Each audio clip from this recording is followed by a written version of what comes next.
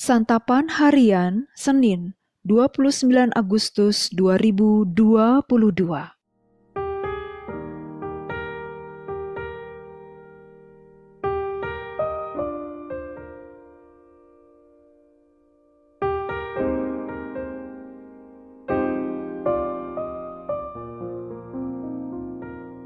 Inilah program Santapan Harian, sebuah program yang mengajak Anda menelusuri isi Alkitab agar Anda menemukan makna firman Tuhan sesuai dengan konteksnya.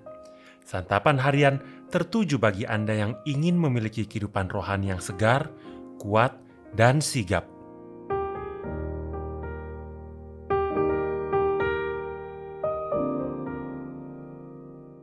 Hari ini kita akan membaca Amsal pasalnya yang ke-19, ayat yang pertama hingga ayatnya yang ke-17.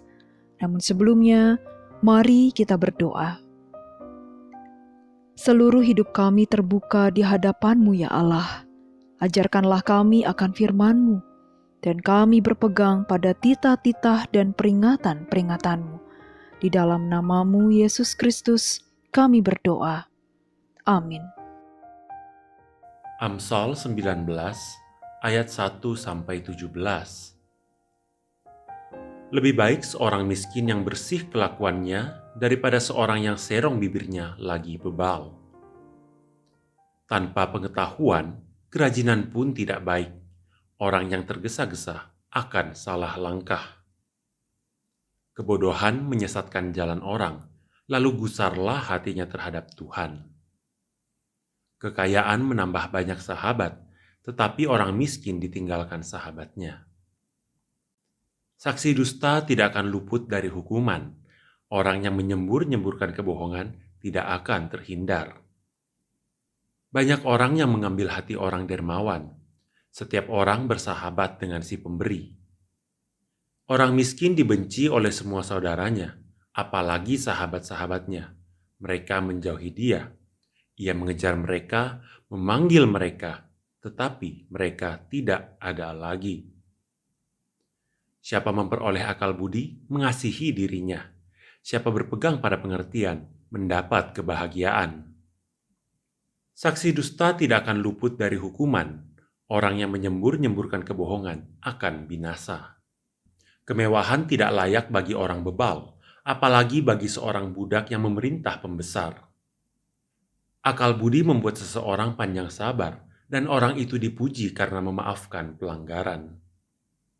Kemarahan raja adalah seperti raung singa muda, tetapi kebaikannya seperti embun yang turun ke atas rumput. Anak bebal adalah bencana bagi ayahnya, dan pertengkaran seorang istri adalah seperti tiris yang tidak henti-hentinya menitik. Rumah dan harta adalah warisan nenek moyang, tetapi istri yang berakal budi adalah karunia Tuhan. Kemalasan mendatangkan tidur nyenyak, dan orang yang lamban akan menderita lapar. Siapa yang berpegang pada perintah, memelihara nyawanya, tetapi siapa menghina firman akan mati. Siapa menaruh belas kasihan kepada orang yang lemah, memiutangi Tuhan yang akan membalas perbuatannya itu.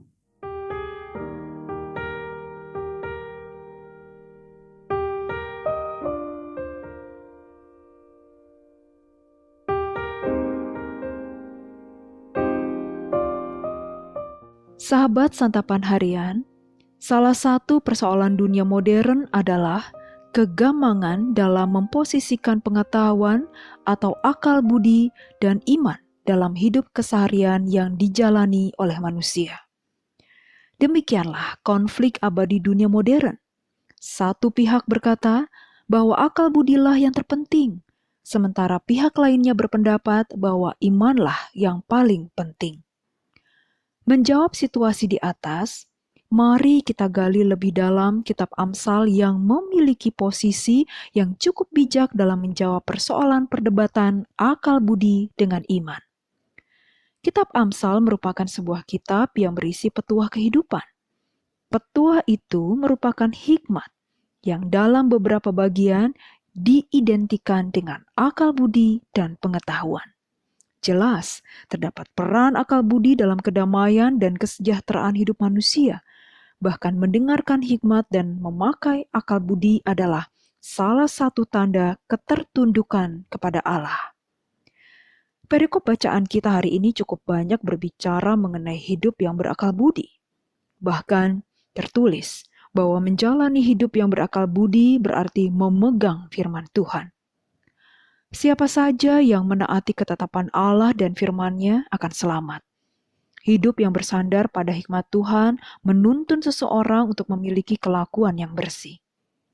Tertulis bahwa memiliki orang-orang yang penuh hikmat dan berakal budi di sekitar kita adalah sebuah berkat tersendiri.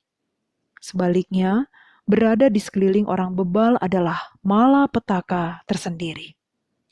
Kehidupan yang penuh hikmat dan taat kepada Tuhan menuntun orang untuk mewujudkan hidup yang penuh belas kasih kepada sesama.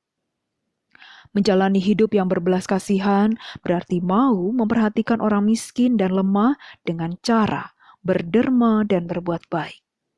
Mari kita wujudkan kepedulian terhadap sesama, terutama mereka yang memerlukan pertolongan.